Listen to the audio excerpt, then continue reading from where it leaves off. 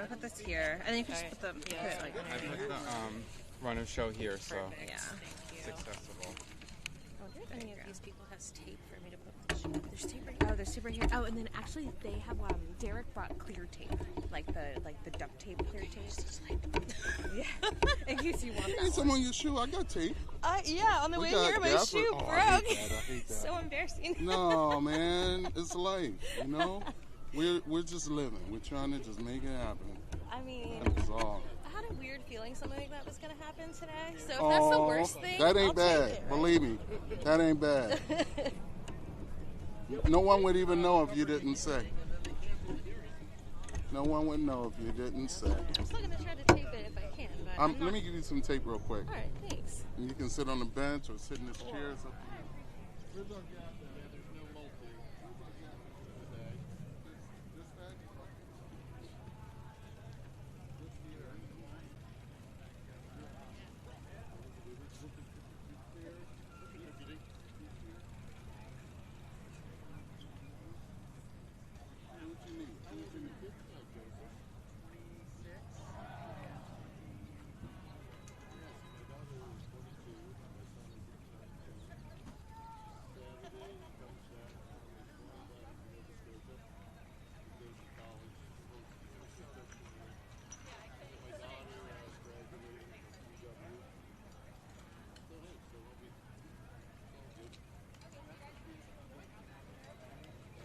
They sell these like little magic arms and stuff.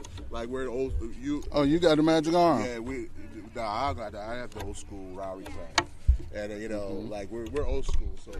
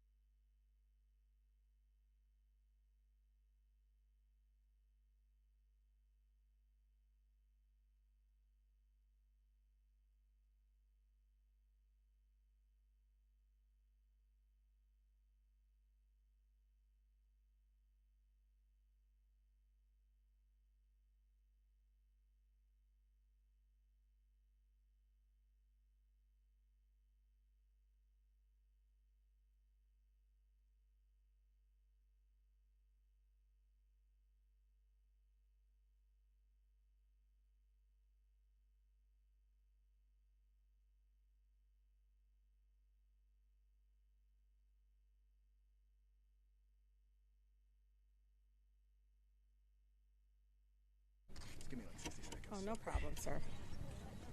You still prepping? How close are you? What? How close are you? What do you mean? You about ready? Oh, yeah, I am.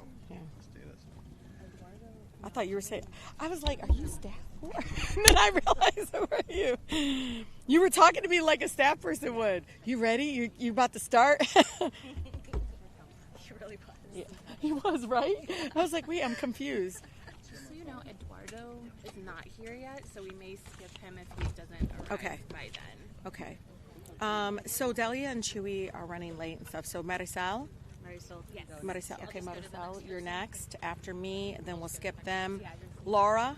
Laura's here? Okay, Laura, you would go after Marisol if they're not here by then. Okay. Eduardo and then Jesse. Eduardo, okay, so you go, Jesse. Okay, I think so. Okay, we're good. We're going to start. Okay, I will. Okay. First, I want to recognize, first of all, thank you all so much for being here. And thank you for my team to helping put this together. This was incredibly important, especially in Michigan, where we see ICE expansion happening from ICE warehouse proposed in Romulus, Michigan, near our Detroit Metro Airport, as well as in Southfield, which is a community right outside of Detroit. They're expanding offices and presence there. So the ICE expansion has reached the state of Michigan, and I know other communities are responding the way we are, which is of concern, and the fear in our communities is rising, so we must do something about it. So I want to recognize the brave immigrants, the incredible immigrant neighbors that are right now at the largest Midwest for-profit ICE warehouse, and that's ICE's North Lake facility in Baldwin, Michigan.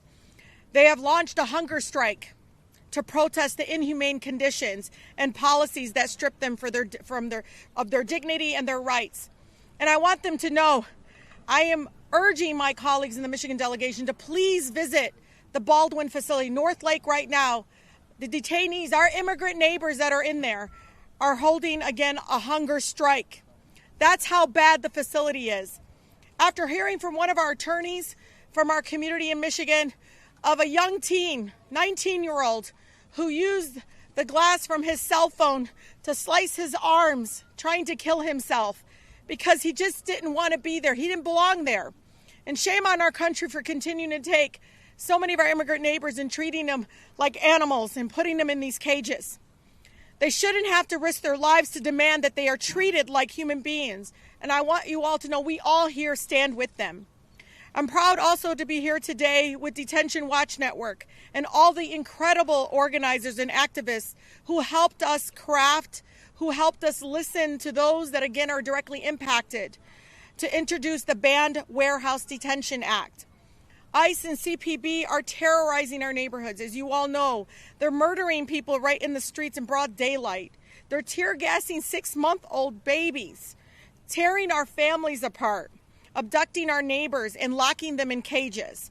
People are dying from medical neglect, and the violent abuse in these facilities are just growing and getting worse because there's not less people there. There's growing to be thousands and thousands of people. In 2025 was ICE's deadliest year in 2 decades, and at least 32 people died in their custody during that time that we know of. In a few months, only in 2026, at least 17 people have already died in in the federal government's ICE custody since this year started. My neighbors in Southwest Detroit, many people know I was born and raised in the most beautiful, blackest city in the country, but Southwest Detroit was the hub of 20 different ethnicities, an immigrant community. And they have been warning us for years to stop funding ICE. They are too militarized, they would tell us. That they're racially profiling, that they would tell us. They were conducting operations in front of daycares and schools and health clinics, and even a couple times in front of churches. So for many of us that are experiencing, including myself, living in a border community in the northern border, we know and we have felt over and over again since its inception that this is an agency that cannot be reformed. Meanwhile, our Republican colleagues in this Trump administration continue to give them billions of dollars more for their detention, for-profit detention and deportation machine. And the agency even brags about it, y'all. ICE director at the time, Todd Lyons, said that we need to make ICE, quote, like Amazon Prime, but with human beings. Think about that. It's disgusting. ICE is now attempting to expand its unwanted presence in our community, as I talked about, in Romulus and Southfield. They're taking over this warehouse in Romulus that was supposed to create auto jobs. Auto jobs were supposed to be created in this warehouse. Instead, they're slated to put hundreds of bodies in that facility, turning it into caging hundreds of our immigrant neighbors. Local residents, alongside no detention centers in Michigan, have vocally opposed the opening of the site. They're there weekly, protesting and demanding to end the funding. The state of Michigan and the city of Romulus have already filed a lawsuit to block the facility's opening. They are actively, right now we know that ICE is actively scouting, purchasing, and planning to convert approximately 23 warehouses across our nation into these cages. They will only increase the serious human rights abuses and trauma on immigrant families, including medical neglect, inhumane conditions, and rising deaths. Warehouses like this are built for storing products, not people. But they do not view us as human beings, people of color, and most of them are black and brown bodies. They view us as potential profit and a shareholder value. I know what happens inside these detention centers because I've seen it myself. Medical neglect, overcrowding, people literally cut off from their families and legal support. They even deny lawyers. They can say it up and down that they don't, but they deny lawyers access to their clients for hours. The Banned Warehouse Detention Act would prohibit the Department of Homeland Security, including ICE, from establishing, operating, expanding, converting, and renovating any warehouse or similar building or structure for the purposes of caging people. The bill would also prevent the administration from establishing any new immigrant detention models. So I want to tell you all, the for-profit scheme within our detention system that they have right now, GEO Group, which owns the Baldwin facility, they made over $250 billion last year. They are still complaining that wasn't enough money. And these are folks that donate to many of my colleagues that remain silent in this house right here behind me. And there are many of them, actually, GEO Group and Civic Group, CORE, have donated to the Trump campaigns. So make sure we also cite that, because I think it's important to understand that there is a for-profit scheme. They're literally profiting off of the inhumane conditions of holding our immigrant neighbors in these cages.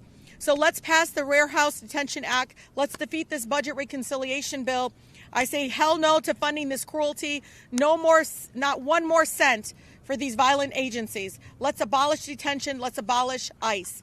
With that, I ask for my friend from where we are, Senior Advisor Manager at Detention Watch. Thank you so much for your incredible work. Maricel Hernandez is going to be up next. Thank you so much. Of course.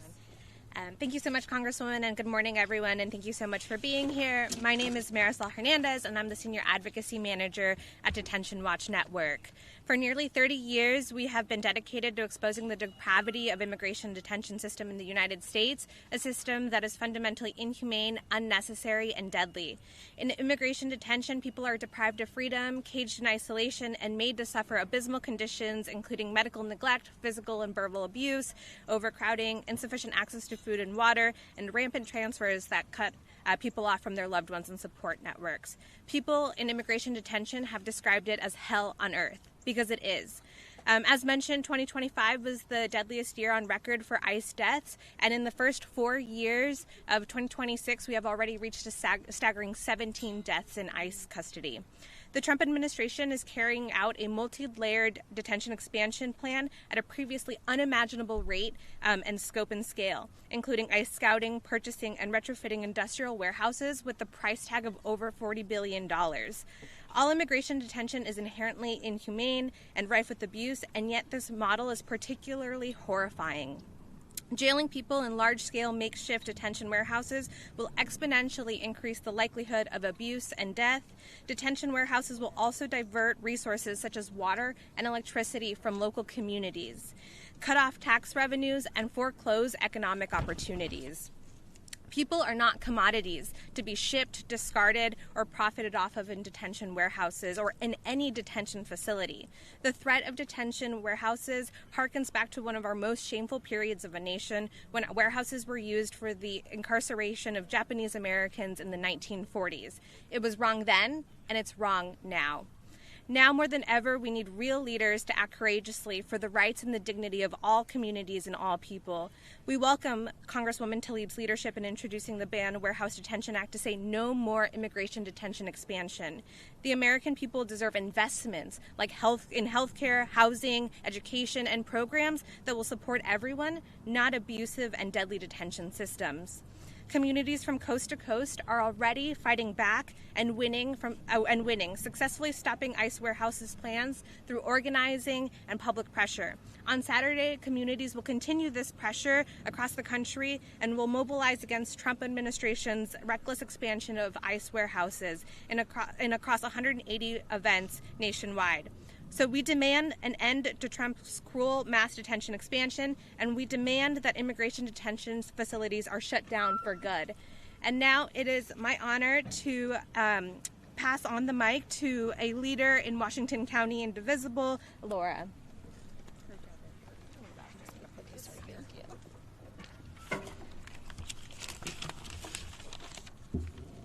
Good morning. I'm here on behalf of Washington County Indivisible and our partner organizations of Hagerstown Rapid Response, Maryland Coalition to Stop the Camps, and more, who oppose a planned ICE detention warehouse in Williamsport, Maryland. Since finding out about DHS's plans to convert an empty warehouse in a quiet pocket of our home into an ICE camp, people from all areas, backgrounds, ages, and beliefs have pulled together in record time to protect our immigrant neighbors and our community from the overreach and lawlessness that ICE brings with it everywhere it goes, and from keeping our county by being steamrolled by the federal government into letting it become an international backdrop for human rights atrocities. We've protested, we've written and called, we've fought legal battles, and much more. With little more than our convictions, our courage, and our community coming together to pool its collective talents and resources, we've built a scrappy, effective movement that has defied all odds and achieved much more than anyone thought possible to delay and hopefully ultimately shut down this warehouse. But not only have we been up against the feds, we've been pushing back against our county commissioners as well. Their lack of transparency and direct involvement with DHS's warehouse plan is concerning and makes bills like the Ban Warehouse Detention Act all the more important because it prevents local politicians from colluding with DHS to convert warehouses into detention camps, taking the decision out of their hands, and prevents them from shutting out the voices of residents like us in Washington County. The people of Williamsport in Maryland, where this warehouse is planned, have shared with me a list of things they believe county funds would be better spent on than a concentration camp. These include relocating the local library, preservation of historical sites and waterways, improvements to school buildings, and bringing more tourism to the historic downtown area. A prison camp will not help Williamsport develop economically. It will drive down property values and bring shame to a town that deserves a helping hand, not a federal slap in the face. Please support our National Day of Action to stop ICE warehouses this Saturday, April 25th, by attending a local event near you. We will be holding a candlelight vigil in Hagerstown, Maryland for those who have died in ICE detention at 7 p.m. in the public square. We would love to see you there. And now I'd like to introduce Eduardo Zelaya, Director of Organizing at Casa in Action. Oh, I almost stole this. Buenos días. Good morning.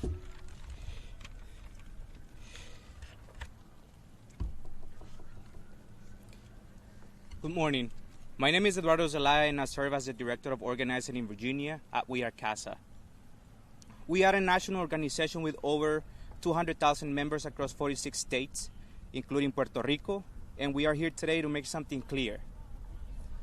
I was born and raised in El Salvador. I immigrated to the United States in 2010, and I'm proud to call this country my home, the place where I came to pursue the American dream. But for many of us, many of our communities, that dream has been challenged. Over the past two Trump administration, we have seen a strange behavior that to the point where evidence are showing us that history is repeating, but now in our soil. Before that behavior, is one that has created fear and uncertainty in our communities. A shift where policies are being used to criminalize people who are simply trying to live, work, provide for their families. And let's be clear about who we are. We are a community that contributes to this country every single day. Over 32 million immigrants workers power the U.S. economy. That's nearly 19% of the entire workforce. We contribute over $382 billion in federal taxes and over $196 billion in state and local taxes. We are not burden, we are a backbone of this country. And yet, despite these contributions, our community are being targeted by policies that undermine our dignity and our rights. Today, we are seeing that impact clearly. Immigration detention has increased by more than 75% in just 1 year after Trump took office, reaching tens of thousands of people detained daily. And now we are facing something even more alarming. Plans to convert over 20 warehouses into detention centers, facilities that could hold up to 7,000 to 10,000 people each, proposals that could detain up to 80,000 people in warehouse-style facilities nationwide. Let's be clear about what that means. These are not facilities designed for people. These are systems designed for scale. And when you combine that with a system where majority of those detained have no criminal record, we have asked ourselves, what are we really building? Who are we really building this for? Because this is not about public safety. This is about a model that is expanding for profit at the expense of our communities. And from what we see on the ground, the consequences are real. Families stop seeking care. Since January of this year, approximately 14% of all immigrant adults in the United States reports avoiding medical care due to fears of immigration enforcement. Workers stay home. Across the United States, approximately 1.2 million immigrants disappear from the labor force. Communities lost trust in institutions. Our kids are afraid to show up in the classrooms. Research and school reports indicate that roughly 10 to 22% of students in affected districts have skipped school or withdraw due to fears related to ICE showing up in our schools and campuses. Let's be clear, these are facts, and I see that in my campus in Virginia. This is not safety, this is not instability, that is instability. But despite this divisive and harmful environment, there is something we never stop doing, and that is hope. Hope that we will overcome this. Hope that our communities will continue to rise. Hope that we will build something better together. Because even in these moments like this, we continue to train our communities on know your rights. We continue to conduct wellness checks in our neighborhoods. We continue to organize to ensure that this does not happen again. That is the work. That is the commitment. We proved it last November. That is hope, and we cannot do this alone. And this is why I recognize and thank Congressman Tlaib, Rashida, and for the leadership and our partners at the Detention Watch Network. Because real changes takes all of us, and that is exactly what hope looks like. Collective action, collective leadership, and collective courage. And this is why we are proud to support this legislation, because it draws a line, because it says enough is enough, and because it protects the future of our communities. Because it helps expose that this broader crisis is not about our legal status anymore. It goes beyond that. Therefore, I'm honored standing alongside representatives and their leadership to affirm that our community members and leadership from across 46 states, including Maryland, Georgia, Pennsylvania, and the Commonwealth of Virginia, stand in strong support of this bill. Let's ban injustices. Thank you. I'm pleased to introduce the next speaker, Jesse, Associate Director of Policy at the National Immigrant Justice Center. Oh, sorry.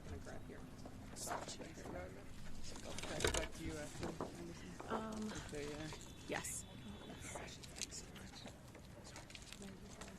Thanks so much, Eduardo. Thanks so much, Congresswoman Rashida Tlaib, for leading this incredibly important initiative. I grew up in Michigan, and it's really an honor to have leaders like you in this fight, fighting back against this mass detention expansion system. I'm Jesse Franzbaugh, Associate Director of the National Immigrant Justice Center.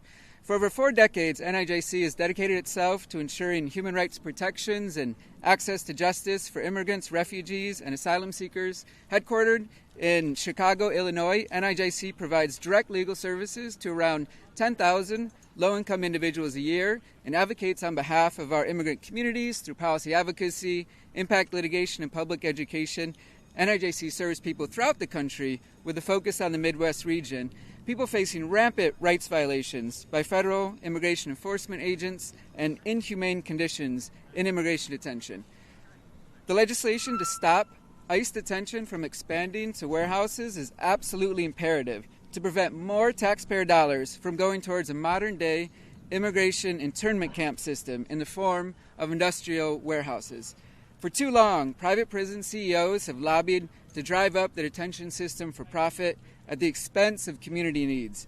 We thank our elected leaders for carrying out visits to detention facilities like the one in North Lake Baldwin that the Congresswoman spoke about, demanding people's release from these prisons and working to stop any more funds for ICE and Border Patrol. We're incredibly grateful for members of Congress out here today and for those who have co-sponsored this bill and who are fighting back against the billions in funds going towards private contractors that are making a killing off of immigrant imprisonment. We say not another dollar for the violent enforcement operations that are ravaging our communities, and not another dollar for immigration detention and expansion. We say yes to funding for health, education, and child needs. We encourage folks to show up this Saturday on the 25th for the Day of Action the Detention Watch Network and other groups are organizing, and we thank you all for keeping up the fight. And now I'll pass it back to the Congresswoman Rashida Tlaib. Okay. It's on the on your guys' website to find out a local protest. Oh yeah, they have a map. Okay. There's so for folks that are not from DMV area, there is a map of some sort on what Mobilize. on Mobilize. Well, I think it's is it going on the website? Okay, we'll probably be able to put detentionwatchnetwork.org. That's what I was looking for. And get the information there. I know there's a weekly one in Romulus regarding that one in particular.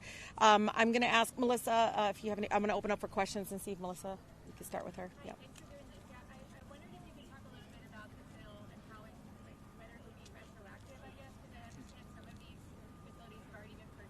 Yeah. I mean, if it basically abolishes it, it prevents it and makes it impossible to exist under current law if it got passed tomorrow. So it basically says you can't do it. Yeah. So yeah, and it's really important to know in the first Trump administration there was a ton popped up. As soon as the Biden administration came in and obviously saw because you should all know, and it should be researched, the grievances that have been filed at every single facility. These grievances, I wish, again, people would file FOIAs and get this information. I will help. But many of us help our immigrant neighbors that are in there, including attorneys, to file grievances. In some facilities, we're talking about in the hundreds of grievances around food, medical neglect, conditions, even sexual abuse. And so we need to make sure that this is transparent. But because of that, I know for a fact GEO Group had a facility in Baldwin, not the particular one they're at now, that got closed down because of that abuse under the previous administration. So absolutely, we are trying to prevent and stop cruelty, and that means all forms of warehouse forms of detention or cages. Huffington Post? Kind of a two-parter. The DOJ lawyers starting forward that building out the detention network could actually help lead to better conditions for detainees. I was wondering if you think there's any chance of that. Mm-hmm. And secondly, Secretary Mullins has said he wants to review the whole warehouse project. Mm-hmm. Do you think they might back off? We need to save lives right now, and I'm not going to wait for a task force and the year later more people died, more people were abused, more people are more sicker. I mean, we have a young lady that was in the facility for over a year at 33 years old, never had a seizure before, has a seizure because of malnutrition and sleep deprivation. I mean, this is a form of torture. But I think it's really important to know this. Many people that I've talked to, and I have 3 specifically at the for-profit facility in Baldwin, Michigan, They signed as soon as they got there. I will remember at the beginning they were encouraging people, hey, if you want to leave, go ahead, don't fight us. We'll let you go. Many of us know specific immigrant neighbors that have signed off and said, please go ahead and send us back to our native, country. We're ready to leave. And they still keep them there. Why? Because they're making money off of keeping them there. I know for a fact one signed one in July of last year, and they still have not allowed him to go back home. And so I think it's really important to understand that, and understand that they're not trying to reduce and they're not trying to make it better. They're trying to make more money off of it because, again, it's not just GEO Group. The for-profit industry is complaining that it's not revved up fast enough and they're not making enough money. And I feel like that's going to taint whatever process DOJ thinks they're about to do. You got to take the for-profit scheme out of it because that seems to be the driving force, not whether or not they're allowing people to be killed in these facilities and whether or not it is inhumane and against various international human rights laws that we all signed on to as a country. But with that, I'm going to end. We have votes, but individuals are here if you all want to ask them questions, and we'll also be able to connect folks. If you have a state that you're interested in and want to cover, we can connect them to advocates on the ground in those communities as well. Thank you all so much for being here.